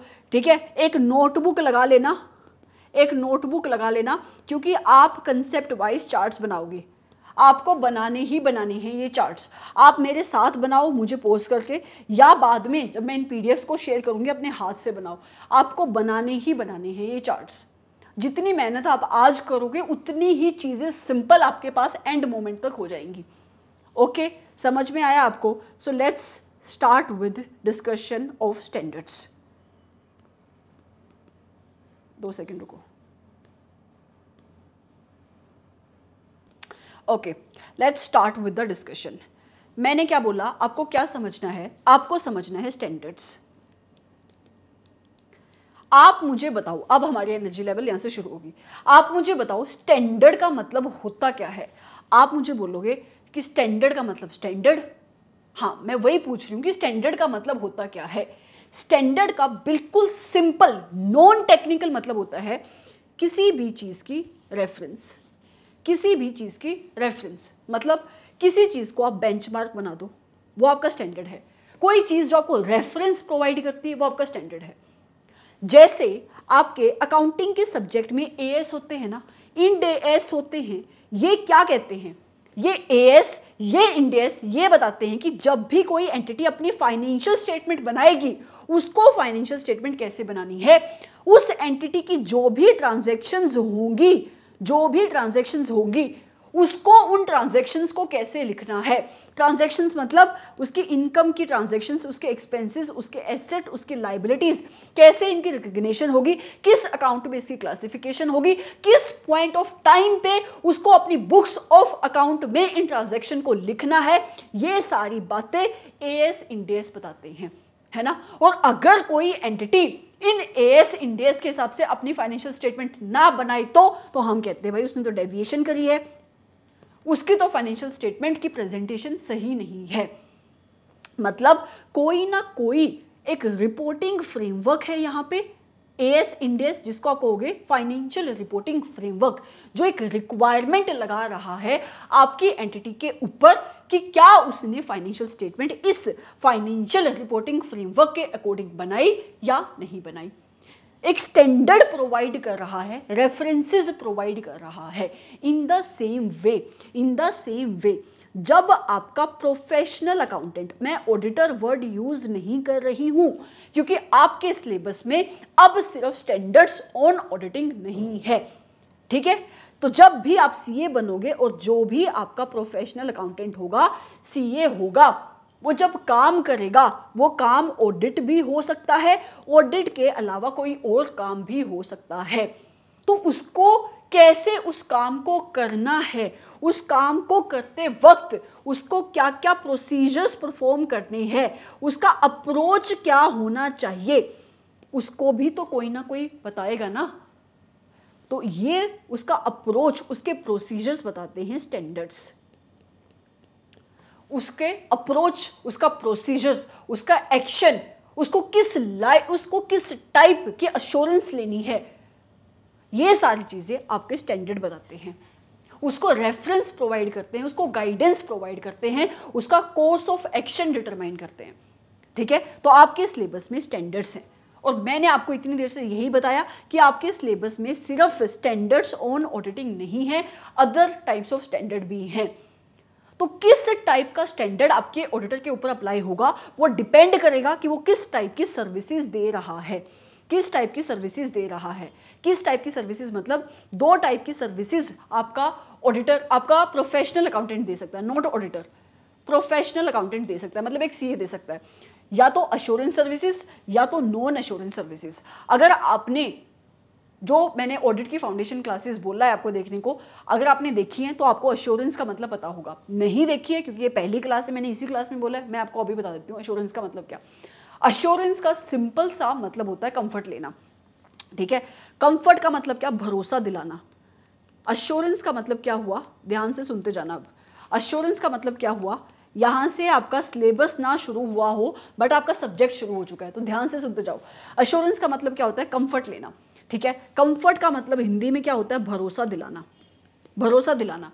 तो आपका प्रोफेशनल अकाउंटेंट, एक जो सीए होता है, वो दो टाइप की सर्विसेज परफॉर्म करता है, या तो अश्योरेंस सर्विसेज, दूसरी आपकी non assurance services. Assurance services मतलब जहां पे वो भरोसा दिला रहा है, वो कंफर्ट दिला रहा है कि इनको, जो आपके यूजर्स हैं, उस रिपोर्ट के, जिस रिपोर्ट को वो बनाएगा अश्योरेंस ऑब्टेन करने के बाद, ठीक है। नॉन अश्योरेंस सर्विसेज में वो ना अपना कोई ओपिनियन दे रहा है, ना कोई रिपोर्ट बना रहा है, वो बस काम कर रहा है, वो किसी को कोई भी कंफर्ट नहीं प्रोवाइड कर रहा। तो दो टाइप की सर्विसेज आपका प्रोफेशनल अकाउंटेंट दे सकता है, एक तो अश्योरेंस सर्विसेज और दूसरे आपकी नॉन अश्योरेंस सर्विसेज। जो आपकी अश्योरेंस सर्विसेज होती हैं वो रिलेट करती हैं हिस्टोरिकल फाइनेंशियल इंफॉर्मेशन से या फिर other than historical financial information से। मतलब आपका जो प्रोफेशनल अकाउंटेंट है, जो सीए है, वो अश्योरेंस दे सकता है हिस्टोरिकल फाइनेंशियल इंफॉर्मेशन के ऊपर, मतलब ऐसी फाइनेंशियल इंफॉर्मेशन जो आपकी एंटिटी बना चुकी है, बनाने के बाद आपके ऑडिटर को दे रही है कि मेरी चेकिंग कर दो, मतलब अपने प्रोफेशनल अकाउंटेंट को दे रही है कि मेरी चेकिंग कर दो, ठीक है। और इसका सबसे बेस्ट एग्जांपल क्या है, ऑडिट, ऑडिट इंगेजमेंट। ऑडिट में होता क्या है, ऑडिट में हिस्टोरिकल फाइनेंशियल इंफॉर्मेशन की चेकिंग होती है और चेकिंग करने का ऑब्जेक्टिव क्या है, अश्योरेंस देना। ज्यादा प्रिसाइज होके बोलूं तो कैसी अश्योरेंस देते हो आप, रीजनेबल अश्योरेंस देते हो, ठीक है। तो आपका जो पहली सर्विस है जो आपका प्रोफेशनल अकाउंटेंट देता है वो होती है अश्योरेंस सर्विसेज, जहां पे वो कंफर्ट देता है, जहां पे वो भरोसा दिलाता है। और उसका भी पहला टाइप क्या हुआ तुम्हारा, ऑडिट, जहां पे हिस्टोरिकल फाइनेंशियल इंफॉर्मेशन के ऊपर अश्योरेंस देता है आपका ऑडिटर। और मैं ऑडिट बोल रही हूं तो इस केस में अप्लाई होते हैं आपके स्टैंडर्ड्स ऑन ऑडिटिंग। कौन से standards, standards on auditing, right. उसके अलावा अगर आपका जो ऑडिटर है वो अश्योरेंस की ही सर्विस दे रहा है, आपका जो प्रोफेशनल अकाउंटेंट है वो अश्योरेंस की ही सर्विसेज दे रहा है, वो भी किसके ऊपर दे रहा है, हिस्टोरिकल फाइनेंशियल इंफॉर्मेशन के ऊपर ही दे रहा है। यहां पे भी वो अश्योरेंस ही दे रहा है, लेकिन यहां पे वो रीजनेबल अश्योरेंस नहीं दे रहा, लिमिटेड अश्योरेंस दे रहा है। इस टाइप की इंगेजमेंट को कहते हैं review engagement.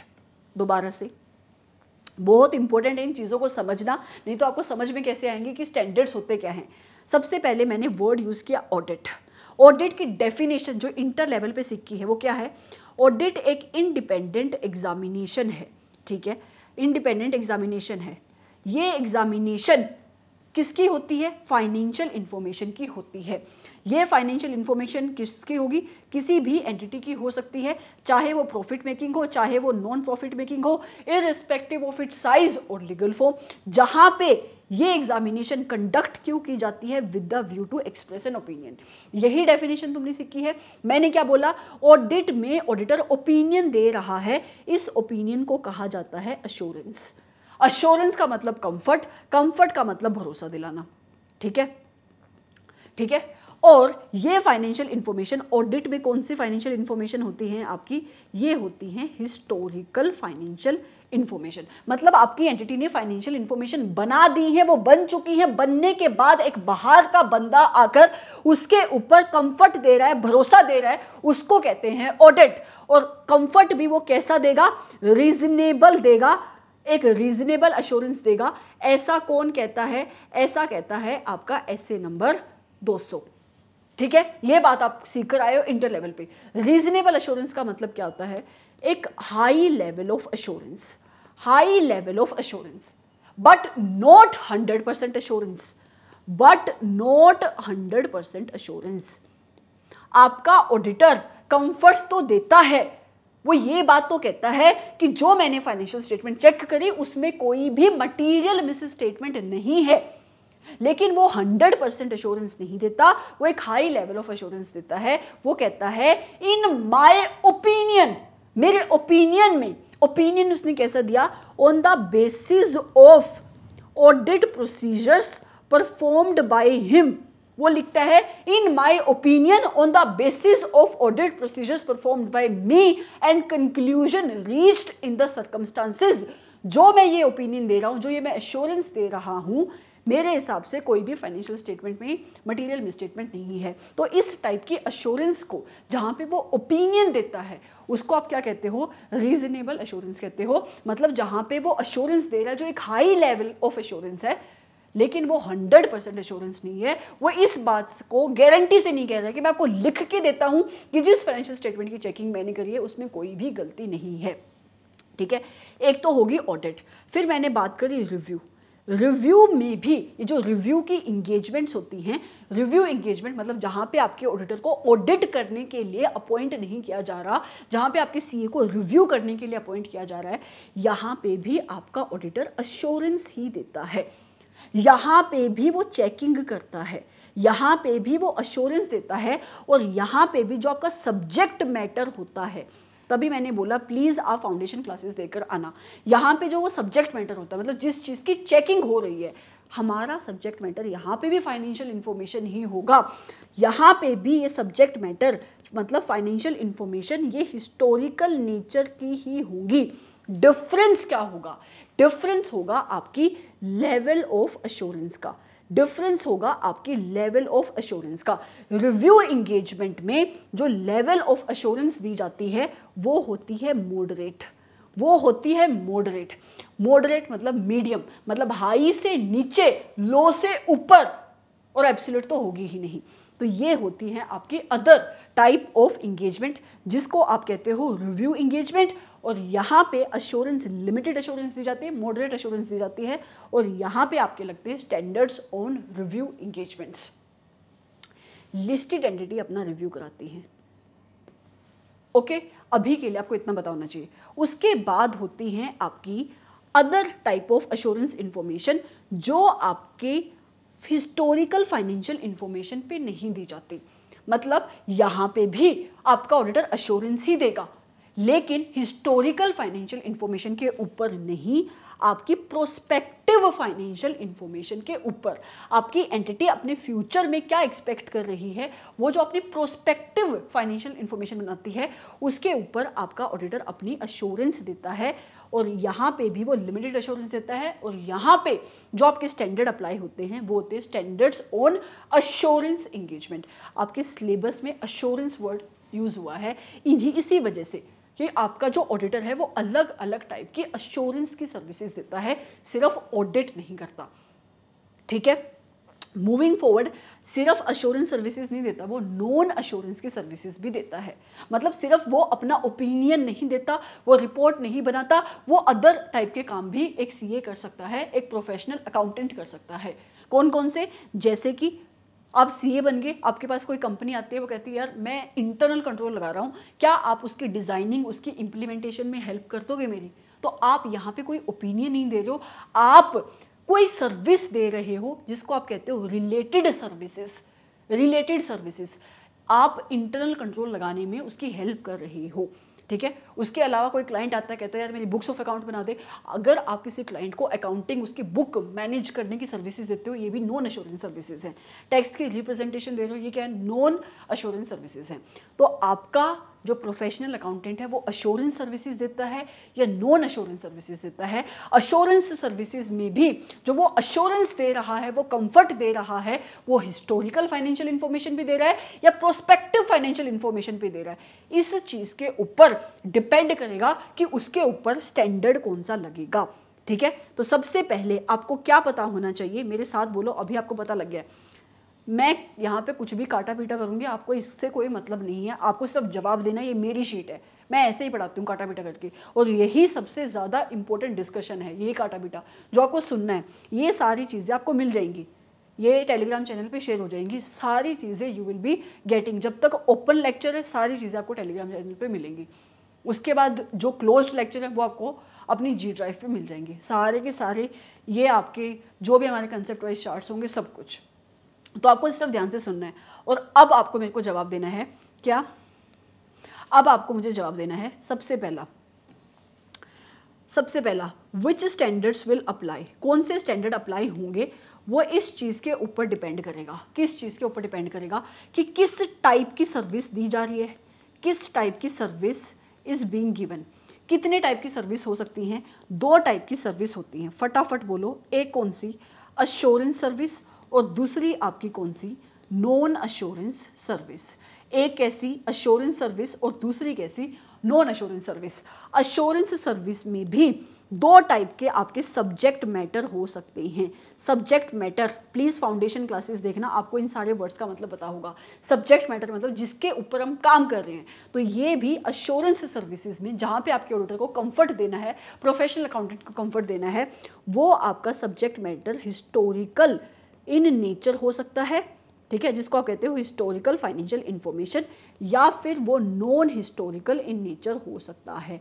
Non historical in nature हो सकता है। नॉन हिस्टोरिकल मतलब जैसे आपकी किसी भी एंटिटी की prospective financial information.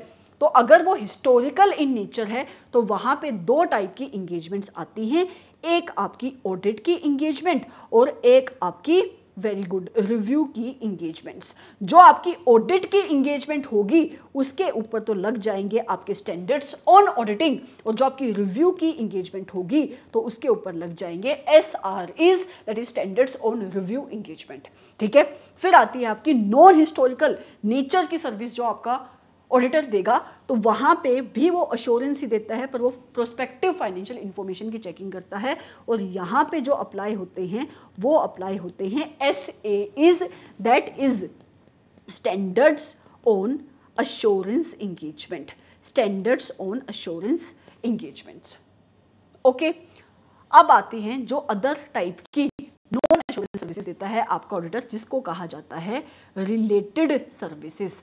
Related services, यहाँ पे वो कोई ओपिनियन नहीं दे रहा, कोई कंफर्ट नहीं दे रहा, कोई एश्योरेंस नहीं दे रहा, यहाँ पे वो कुछ और काम कर रहा है, जैसे कि designing of internal control, implementation, book management, आपकी बुक कीपिंग की सर्विसेज एंड सो ऑन। यहाँ पे जो अप्लाई होंगे वो अप्लाई होंगे आपके SRS, that is standards on related service engagement. ठीक है, ऑडिट में कैसा अश्योरेंस देता है आपका ऑडिटर? एक रीजनेबल अश्योरेंस देता है, एक हाई लेवल ऑफ कंफर्ट देता है, बट 100% कंफर्ट वो नहीं दे सकता क्योंकि ऑडिट की कुछ इनहेरेंट लिमिटेशंस है। इस चीज़ को ब्रीफ में ऐसे नंबर 200 में हम डिस्कस करेंगे। SREs और SAEs में वो एक लिमिटेड अश्योरेंस देता है। लिमिटेड अश्योरेंस कैसी अश्योरेंस होती है? ये आपकी मॉडरेट लेवल ऑफ अश्योरेंस होती है। मॉडरेट मतलब मीडियम लेवल की अश्योरेंस, एक ऐसी अश्योरेंस जो ऑडिट से कम होगी। ऑडिट में तो हाई होगी, आपकी रिव्यू में मीडियम होगी, बट लो से ऊपर होगी। ठीक है, तो ये आपकी कुछ अश्योरेंस आपका ऑडिटर देता है, राइट। अगर मैं आपको इसी चीज़ को आगे यहाँ से एक अलग वे से दिखाऊं, इस वाले पर्टिकुलर चार्ट से, तो आपको समझ में आएगा कि आपके सिलेबस में क्या क्या है। हाँ, एक स्टैंडर्ड रह गया। क्या स्टैंडर्ड रह गया? Standards on quality control.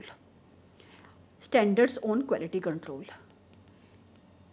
ये SQCs की भी पूरी सीरीज है। आपके सिलेबस में आपको सिर्फ SQC 1 ही सीखना है, जो आपको बताएगा कि जब भी कोई भी फर्म किसी भी ऑडिट एंगेजमेंट में, SQC सिर्फ ऑडिट एंगेजमेंट में अप्लाई नहीं होगा, किसी भी अश्योरेंस या आपके रिलेटेड एंगेजमेंट में अपने आप को एम्प्लॉय करेगी, तो इसको इंश्योर करना है कि जिस भी एंगेजमेंट को वो परफॉर्म कर रही है उसके अंदर क्वालिटी को मेंटेन किया जाए, क्वालिटी के साथ उसका काम हो। ठीक है, तो आपका SQC 1 हम यहाँ पे डिस्कस नहीं करेंगे क्योंकि आपके पहले चैप्टर में SQC 1 है। ठीक है, तो आपका जो SQC 1 है वो इंगेजमेंट्स के ऊपर अप्लाई होता है, आपकी फर्म के ऊपर रिस्पॉन्सिबिलिटी डालता है कि वो जो भी इंगेजमेंट करेगी, चाहे वो ऑडिट हो, चाहे वो रिव्यू हो, या कोई अदर टाइप की उसकी अश्योरेंस या कोई भी इंगेजमेंट है, उसके अंदर क्वालिटी को इंश्योर करना है। तो standards on quality control, in engagements के अंदर क्वालिटी को कैसे आपकी फर्म इंश्योर कर सकती है, उसके स्टैंडर्ड्स हैं। आपके सिलेबस में सिर्फ SQC 1 ही है बस। ठीक है, तो ये आपको टोटल स्टैंडर्ड्स पढ़ने हैं अलग अलग टाइप के। सबसे पहले आपके सिलेबस में SQC 1 है। ठीक है, SQC 1 मतलब standards on quality control. SQC 1 total कितनी इनकी सीरीज, 1 से लेकर 99, पर आपके सिलेबस में कितना है? आपके सिलेबस में सिर्फ SQC 1 है। ओके, उसके अलावा आपको SAs पता है क्या होते हैं? स्टैंडर्ड्स ऑन ऑडिटिंग, और ये किसके ऊपर अप्लाई होते हैं? अभी मैं बता के आई, हिस्टोरिकल फाइनेंशियल इंफॉर्मेशन की ऑडिट के ऊपर। और यहाँ पे सीरीज है आपकी SA नंबर 100 से लेकर 999, आपके सिलेबस में है SA नंबर 200 से लेकर 800, अभी 800 की सीरीज भी आ गई है। ओके, SREs जिनको बोलते हैं स्टैंडर्ड्स ऑन रिव्यू एंगेजमेंट, ये भी हिस्टोरिकल फाइनेंशियल इंफॉर्मेशन के ऊपर ही अप्लाई होते हैं, पर हिस्टोरिकल फाइनेंशियल इंफॉर्मेशन की ऑडिट नहीं बल्कि उसके रिव्यू के ऊपर अप्लाई होते हैं। और यहाँ पे आपकी सीरीज है 2000 से लेकर 2699। डोंट वरी, आपके सिलेबस में सारे SREs, सारे SAs, सारे SRS नहीं हैं। ठीक है, बट आपको समझना बहुत इंपॉर्टेंट है कि ये अश्योरेंस और नॉन अश्योरेंस सर्विसेज क्या होती हैं। उसके बाद SAEs होते हैं, ये क्या होते हैं आपके? ये भी आपके स्टैंडर्ड्स ऑन अश्योरेंस एंगेजमेंट है। यहाँ पे आपका जो ऑडिटर होगा वो अश्योरेंस देगा, बट प्रोस्पेक्टिव फाइनेंशियल इंफॉर्मेशन के ऊपर देगा। यहाँ पे भी आपके सिलेबस में सेलेक्टेड SAEs ही हैं। उसके बाद SRS कब अप्लाई होते हैं? जहाँ पे आपका जो प्रोफेशनल अकाउंटेंट है वो नॉन अश्योरेंस की सर्विस दे रहा है, रिलेटेड सर्विसेज जिसे आप कहते हो, उस केस में ये अप्लाई होते हैं, और ये भी आपके सिलेबस में सिलेक्टेड स्टैंडर्ड ही हैं। तो ऐसे जब हम टोटल अपने SQC पढ़ लेंगे, मतलब SQC 1 पढ़ लेंगे, जब हम SQC 1 पढ़ लेंगे, अपने SA 200 से लेकर 800 की सीरीज कंप्लीट कर लेंगे, जितने हमारे सिलेबस में SEs हैं वो कंप्लीट कर लेंगे, जितने हमारे सिलेबस में SREs हैं वो कंप्लीट कर लेंगे, जितने हमारे सिलेबस में SRS हैं वो कंप्लीट कर लेंगे, हमें टोटल कितना सिलेबस हो जाएगा हमारा? 55 to 60% ऑफ आवर सिलेबस। समझ में आया? तो ये चीज़ आपके लिए समझना इज़ वेरी वेरी इंपॉर्टेंट है, is very very important. In standards के ऊपर क्लैरिटी होना आपके लिए बहुत इंपॉर्टेंट है। मैंने आपको बिगिनिंग में ही बोला कि मैं आपको फ्लो ऑफ ऑडिट से चैप्टर नहीं कराऊंगी। फ्लो ऑफ ऑडिट, इसकी एक रेफरेंस दे देती हूँ, ये मैं इतना एम्फेसिस क्यों डाल रही हूँ। आपको ये फ्लो ऑफ ऑडिट आता है क्योंकि आपने जब पेपर लिखा होगा इंटर का, या आपने पहले भी फाइनल लेवल पे कोई पेपर लिखा है, तो आपने इस फ्लो ऑफ ऑडिट को कहीं ना कहीं एक लाइन में, एक सेंटेंस बना के ज़रूर लिखा होगा। ठीक है, ये फ्लो ऑफ ऑडिट होता क्या है? फ्लो ऑफ ऑडिट का मतलब है कि आपका ऑडिटर ऑडिट, ये कौन हो गया? आपका ऑडिटर। ठीक है, ये ऑडिट स्टार्ट जिस पॉइंट से करेगा उसको कहते हैं पॉइंट नंबर ए, और इस पॉइंट नंबर ए से इस ऑडिटर को जिस पॉइंट पे पहुंचना है उसको कहते हैं पॉइंट नंबर बी। और ए और बी का ये जो आपका सफ़र है, यही फ्लो ऑफ ऑडिट है, यही आपका सब्जेक्ट है। एटलीस्ट इंटर लेवल पे तो यही सब्जेक्ट है। फाइनल लेवल पे ये फ्लो ऑफ ऑडिट के साथ साथ, क्योंकि अब आपका ऑडिटर अदर टाइप की सर्विसेज भी दे रहा है, तो उसमें अलग स्टैंडर्ड्स भी आ गए। तो ये फ्लो ऑफ ऑडिट अगर मैं आपको बताऊं तो 200 से लेकर 700 सीरीज के जो स्टैंडर्ड्स हैं उनको कवर करता है। ठीक है, तो इसको समझना इंपॉर्टेंट है। फ्लो ऑफ ऑडिट का मतलब क्या? अब आप मान लो, मैं आपको सिर्फ एक रेफरेंस दे रही हूँ, आप इस चीज़ को बार बार, अगर आपको बहुत अच्छे से सीखना है तो आपको फाउंडेशन क्लासेस देखनी। इट्स अ हम्बल रिक्वेस्ट कि आप ग्लोसरी तो देखना ही देखना, क्योंकि मैं चाहती हूँ कि आपकी जो वर्ड्स की अंडरस्टैंडिंग है वो बहुत क्लियर होनी चाहिए। और क्योंकि अभी आपके अटेम्प्ट में बहुत टाइम है, तो आप इजीली सारी चीज़ों की अंडरस्टैंडिंग ले सकते हो। ठीक है, तो जब भी अगर मैं आपसे क्वेश्चन पूछूं, मान लो कि आप बन गए सीए, अभी आप फाइनल में नहीं हो, आप मान लो कि आप सीए बन गए, आपने अपनी प्रैक्टिस शुरू करी, आपके पास एक रिलायंस का क्लाइंट आया, मतलब रिलायंस आया आपके पास कि मेरी ऑडिट कर दो। क्या आप रिलायंस कंपनी को बिना सोचे समझे हाँ बोल दोगे ऑडिट करने के लिए? क्योंकि पहले कुछ सोचोगे या कुछ समझोगे? आप बोलोगे इतना बड़ा क्लाइंट आ रहा है सामने से, हम पागल हैं क्या जो पहले सोचेंगे समझेंगे? हम तो तभी हाँ बोलेंगे। इंस्टीट्यूट कहता है तुम ऐसा नहीं कर सकते। ठीक है, जब भी कोई तुम्हारे पास क्लाइंट आता है, उसको एक्सेप्टेंस देने से पहले उसके साथ, अगर तुम्हारा वो पहले से क्लाइंट है, किसी और सर्विस में भी तुम उनके साथ इंगेज हो, उसके साथ अपने रिलेशन को कंटिन्यू करने से पहले तुम्हें कुछ चीज़ों को देखना पड़ता है। Acceptance and continual of client relationship करने से पहले तुम्हें कुछ चीज़ों को देखना पड़ता है। ठीक है, कैसे कैसे? सबसे पहले तुम ये देखोगे कि जिस फाइनेंशियल रिपोर्टिंग फ्रेमवर्क को यूज़ करके वो क्लाइंट अपनी फाइनेंशियल स्टेटमेंट बनाता है। फाइनेंशियल रिपोर्टिंग फ्रेमवर्क मतलब अगर वो इंडिया में है तो एएस इंडिया के हिसाब से बना रहा होगा अपनी फाइनेंशियल स्टेटमेंट। क्या वो एक्सेप्टेबल है? ऐसा नहीं होना चाहिए इंडिया में रहकर यूएस गैप लगा रहा है, क्योंकि अगर ऐसा है तो उसकी फाइनेंशियल स्टेटमेंट ही गलत है, तो ऐसे क्लाइंट की तुम ऑडिट कर ही नहीं सकते। ठीक है, तो सबसे पहले तुम देखते हो कि क्या वो जो क्लाइंट आ रहा है, जिस फाइनेंशियल रिपोर्टिंग फ्रेमवर्क को यूज करके वो अपनी फाइनेंशियल स्टेटमेंट बना रहा है, क्या वो एक्सेप्टेबल है? तुम कहते हो हाँ वो एक्सेप्टेबल है। तो उसके बाद इंस्टीट्यूट कहता है तुम ये देखो, रिलायंस जितना बड़ा क्लाइंट की ऑडिट करने के लिए क्या तुम्हारे पास इनफ रिसोर्सेज हैं, टीम है, टाइम है? तुम कहते हो है। तो इंस्टीट्यूट कहता है ठीक है, तुम दे दो एक्सेप्टेंस। एक्सेप्टेंस दोगे क्या? कैसे? फोन पे बोलोगे कि हाँ मैं करूंगा तुम्हारी ऑडिट? इंस्टीट्यूट कहता है नहीं, तुम उसको एक एंगेजमेंट लेटर दोगे। ये सारी बातें ऐसे नंबर 210 कहता है।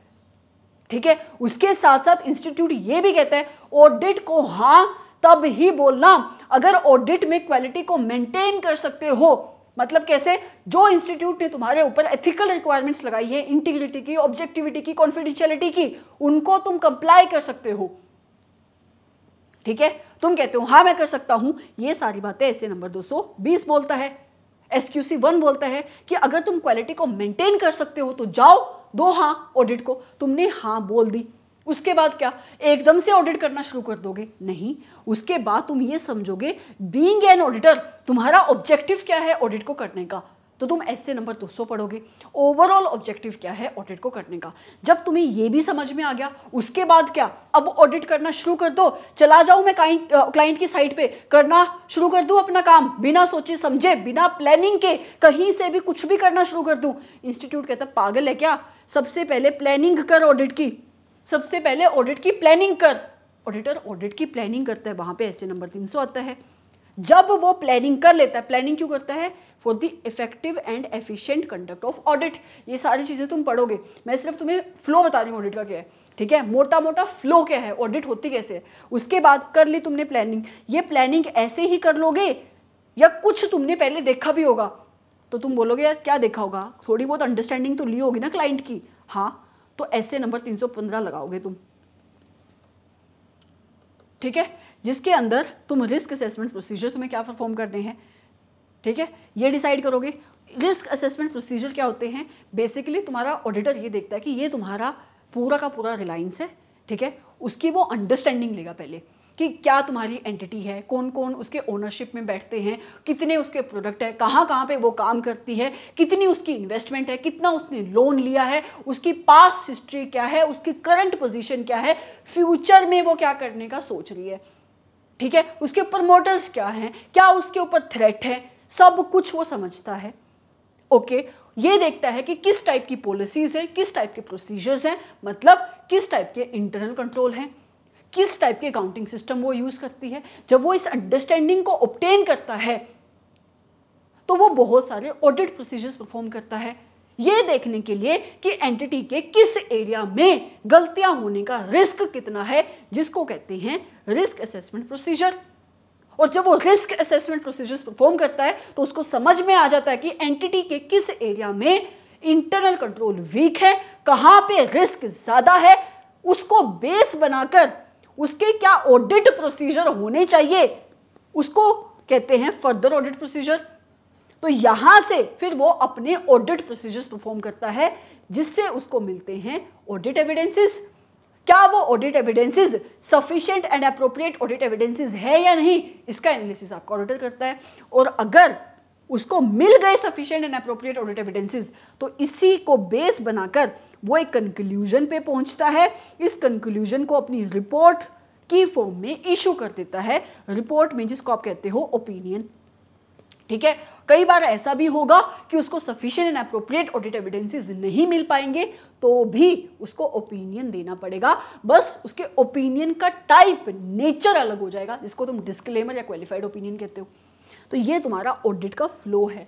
इसी फ्लो को मैंने फाउंडेशन क्लासेस में डिस्कस किया है, क्योंकि ये फ्लो आप बहुत जगह यूज करते हो ऑडिट में, ठीक है। तो आपका ऑडिटर्स ऑडिट कैसे शुरू करता है, प्लानिंग के बाद का पोर्शन बताऊं, प्लानिंग तक अलग चीज़ है, प्लानिंग के बाद में जब वो ऑडिट को करना शुरू करता है तो वो रिस्क असेसमेंट प्रोसीजर्स परफॉर्म करता है। यहाँ से उसके जो भी रिजल्ट होते हैं, जो भी अंडरस्टैंडिंग होती है, उसको बेस बनाकर कि एंटिटी के किस एरिया में कितना रिस्क है, उस एरिया में उसको कितने फर्दर ऑडिट प्रोसीजर्स परफॉर्म करने हैं, उसकी चेकिंग का एक्सटेंट क्या होगा, उसके सब्सटेंसिव ऑडिट प्रोसीजर्स क्या होंगे, उसको कहते हैं फर्दर ऑडिट प्रोसीजर्स। यहां से उसको क्या मिलते हैं, ऑडिट एविडेंसेस। जब उसको एविडेंसेस मिल जाते हैं फिर वो एनालाइज करता है, एनालिसिस करता है कि क्या ये audit evidences sufficient and appropriate audit evidences हैं या नहीं। यहाँ पे दो चीज़ें होंगी, या तो उसको sufficient and appropriate audit evidences मिलेंगे या तो नहीं मिलेंगे। मिले या नहीं मिले, इन दोनों को बेस बनाकर वो किसी ना किसी कंक्लूजन पे पहुंचेगा। उसी कंक्लूजन को एक रिपोर्ट की फॉर्म में ओपिनियन के नाम से इशू कर देगा और उसकी ऑडिट खत्म हो जाएगी, ऑडिट खत्म हो जाएगी। 200 से लेकर 700 के एसेज इसी फ्लो के आसपास घूमते हैं, ठीक है। तो ये फ्लो समझना आपके लिए बहुत बहुत इंपॉर्टेंट है। अभी तक अगर मैं समराइज करूं, आज की क्लास में आपने क्या सीखा, आपने अपने सब्जेक्ट को समझा, सब्जेक्ट को इंपॉर्टेंस देनी है ये समझा, क्लासेस कहाँ से कैसे आप खरीद सकते हो ये समझा, क्लासेस खरीदनी है या नहीं खरीदनी है मैं खुद ही बता देती हूँ। चैप्टर नंबर 1 की डेमो तक प्लीज़ देख लेना, उसके बाद तुम बाय कर लेना, क्योंकि ये उन बच्चों के लिए जिन्होंने अपना दिमाग बना रखा है कि हमें तो आपसे ही क्लास लेनी है, मेरे को मैसेज आए हुए हैं, ठीक है। आई एम सो ग्रेटफुल कि आपको ऐसा लगता है, बट फिर भी मैं चाहती हूँ कि आप डेमो लेक्चर देखो, आप कुछ भी समझ लो यार, प्लीज़ देख लेना, ठीक है। तो चैप्टर नंबर 1 तक आप डेमो लेक्चर्स जो अवेलेबल होंगे, जिसके अंदर हम आपका SQC 1 और ऐसे नंबर 220 डिटेल में कवर करेंगे, ये आपको करना है। उसके अलावा आप एक नोटबुक लगाओगे, एक कॉपी आप लगाओगे, प्लेन नोटबुक हो, अगर उसके अंदर लाइंस नहीं हो तो प्रेफरेबल है, क्योंकि आपको कंसेप्ट वाइज चार्ट्स बनाने हैं, ठीक है। अब इंटर वाले बच्चे बोलेंगे कि आप हमसे चार्ट्स नहीं बनवा रहे, मैं आपसे ही बनवा लूँगी यार चार्ट्स, अभी तो हमने शुरू ही कहाँ किया था, आपका सिलेबस भी, ठीक है। तो ये आप कंसेप्ट वाइज, फाइनल वाले बच्चों का एक्चुअल में सीन क्या है कि आप लोगों को मैं चार्ट्स दे दूंगी, आप लोगों के सिलेबस में, इंटर का जो सिलेबस है उसमें कुछ डिफिकल्टी नहीं है। फाइनल वाले सिलेबस में प्रॉब्लम ये है कि इतना कुछ है, वो कन्फ्यूज ही रहते हैं कि याद कैसे करना है, याद कैसे करना है। तो जब तक उन चीज़ों के टुकड़े नहीं होंगे ना तो तुम याद नहीं कर सकते, और ये concept wise charts will help in that. यहाँ पे तुम कलर पेन यूज़ कर सकते हो अपनी मर्ज़ी के। ओके, इसके बाद हमने और क्या सीखा, ये क्लासेस के डिस्कशन के अलावा स्टैंडर्ड्स, सिर्फ एसेज नहीं, एसेज, एसईज, एसआरईज, एसक्यूज, एसक्यूसीज एंड एसआरएस, यही आपके सिलेबस में जो हमें पढ़ने हैं। ठीक है, और एक थोड़ी सी इंट्रोडक्शन मैंने आपको फ्लो ऑफ ऑडिट की कराई, और आपको एक होमवर्क दिया है मैंने आपको अभी क्या है वो होमवर्क, आपको भी पता है मुझे भी पता है, फटाफट बताओ होमवर्क क्या है। होमवर्क ये है कि आपको ऑडिट की फाउंडेशन क्लासेस देखनी है, ऑडिट की फाउंडेशन क्लासेस देखनी है। It's a humble request, please watch this classes, if possible watch all the 5 lectures, watch all the 5 lectures, if not at least 4th and 5th। मुझे लगता है कि 4th and 5th, अगर 4th में नहीं शुरू हो रही है आपकी ऑडिट की ग्लोसरी, 3rd क्लास से शुरू हो रही है, 3rd के आई थिंक 2nd पार्ट से शुरू हो रही है, तो आप इसको भी देखोगे, जहाँ पे 5th क्लास में आपका ऑडिट का फ्लो है और 4th में आपकी ग्लोसरी है। ये 2 चीज़ें तो आपको देखनी ही देखनी है। ठीक है, फिर हम आपसे मिलते हैं अगली क्लास में आपके सिलेबस के कंटेंट के साथ, दैट इज़ चैप्टर नंबर 1। ठीक है, तब तक तुम रेडी रहना, सेफ रहना, और हिम्मत नहीं हारना है इस सब्जेक्ट में। फाइनल लेवल पे चीज़ें थोड़ी सी आपके लिए ट्रिकी होंगी, मैं कभी नहीं बोलूँगी इस चीज़ को कि चीज़ें आसान होंगी, क्योंकि अगर मैंने आपको बोल दिया कि सब्जेक्ट बहुत ईजी है, आप फैल जाओगे, आप लेट जाओगे। मैं चाहती हूँ कि आप एक्टिव रहो, मैं आपको मुश्किल नहीं लगने दूंगी, इस चीज़ की मैं गारंटी देती हूँ। पर चीज़ें मुश्किल हैं, बट वो चीज़ तुम्हारे टीचर को फील होनी चाहिए, तुम्हें नहीं, तुम्हें चीज़ें ईजी ही लगनी चाहिए। Okay, so thank you so much for coming to this class, have a great day और नाइट, जब भी जिस भी टाइम आप इस क्लास को देखो। इसके अलावा आपको क्लास से रिलेटेड कोई भी क्वेश्चन है, मैंने आपको नंबर दिया है, आप वहाँ पे मैसेज ड्रॉप कर सकते हो। So bye bye, have a great day or night. Like this video so that this video reaches to as much as student as possible. So yeah, great. ठीक है जी, फिर अगली क्लास में मिलते हैं, बाय बाय।